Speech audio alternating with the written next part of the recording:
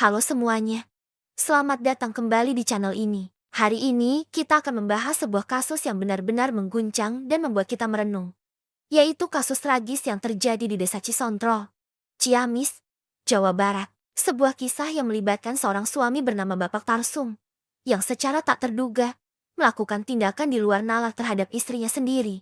Ibu Yanti, apa yang sebenarnya terjadi? Dan mengapa insiden mengerikan ini sampai bisa terjadi? Mari kita selami lebih dalam. Bapak Tarsum, yang berusia sekitar 50 tahun, dan Ibu Yanti, 40 tahun, adalah pasangan suami istri yang tinggal di Desa Cisontrol bersama anak bungsu mereka. Mereka dikenal sebagai keluarga yang awalnya harmonis. Tarsum sendiri adalah seorang peternak, tukang jagal, dan pedagang daging yang usahanya cukup sukses. Di mata warga, ia dikenal sebagai sosok yang pendiam, ramah, rajin mengaji, dan sering membantu. Sebuah gambaran yang sangat kontras dengan tragedi yang kemudian terjadi. Namun, sekitar tahun 2019, ada perubahan yang mulai terlihat dalam hubungan mereka. Cekcok sering terjadi, kadang mereda, namun tiba-tiba meledak dalam kemarahan. Tetangga kerap mendengar keributan dan melihat Ibu Yanti memiliki luka lebam. Pemicu utamanya, menurut keterangan resmi dari Kasat Reskrim Polres Ciamis, adalah lilitan hutang Bapak Tarsum sebesar Rp10 juta keban dan perorangan. Hutang ini digunakan untuk menutupi hutang sebelumnya lantaran usaha dombanya bangkrut. Tekanan ekonomi ini membuat kondisi mental Bapak Tarsum benar-benar jatuh. Ia menjadi depresi, stres, dan sering mengamuk. Pihak keluarga dan warga sudah melaporkan perubahan perilakunya. Petugas kesehatan dari Puskesmas Cisontrol bahkan sempat mendatangi dan memeriksanya. Tarsum terlihat gelisah, tetapi ia menyangkal bahwa ia memiliki masalah atau sakit.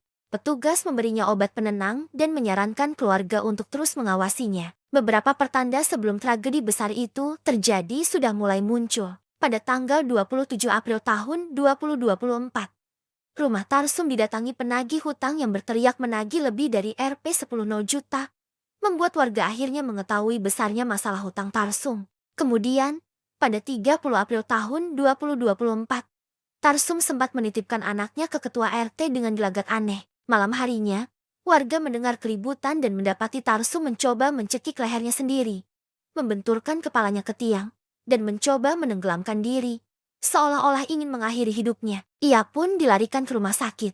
Namun, 2 hari setelah dibawa ke rumah sakit, Tarsum sudah kembali ke rumah dan bersikap seolah-olah tidak terjadi apa-apa. Meskipun kondisi mentalnya terus memburuk. Puncak dari semua ini adalah pada Jumat berdarah, 3 Mei tahun 2024. Pagi itu, saat Ibu Yanti hendak keluar rumah untuk pengajian, Bapak Tarsum tiba-tiba memukul belakang kepalanya dengan sebilah balok kayu hingga ia terjatuh dan tengkoraknya retak. Tarsum terus memukuli istrinya sampai tidak bergerak. Setelah itu, ia masuk ke dapur, mengambil pisau jagal, dan secara brutal memotong-motong tubuh istrinya, lalu memasukkan potongan-potongan tersebut ke dalam karung plastik. Yang lebih mengerikan lagi, Tarsum kemudian keliling kampung sambil menyeret karung berisi jenazah istrinya dan memegang pisau berlumuran darah. Ia berteriak menawarkan, "Sini beli daging Yanti, sini ada daging segar." Seorang warga bernama Bapak Fulan menyadari kejanggalan dan segera melaporkannya ke ketua RT. Bersama polisi, mereka mengejar dan berhasil meringkus Tarsum setelah ia memberikan perlawanan sengit yang digambarkan seperti orang kesurupan. Setelah ditahan, Tarsum sempat bungkam.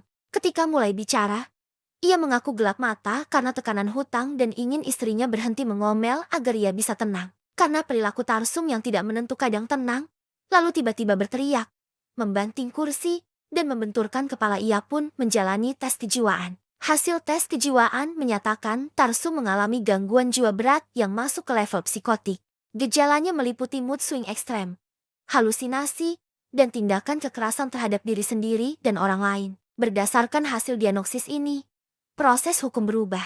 Tarsum diputuskan untuk dirawat di rumah sakit jiwa di Kota Bogor, dan kemudian dipindahkan ke pusat rehabilitasi di Sukabumi. Kisah Bapak Tarsum dan Ibu Yanti adalah pengingat yang sangat menyakitkan bagi kita semua, bahwa masalah mental atau stres berat bukanlah sesuatu yang bisa kita anggap remeh atau kita pungkiri.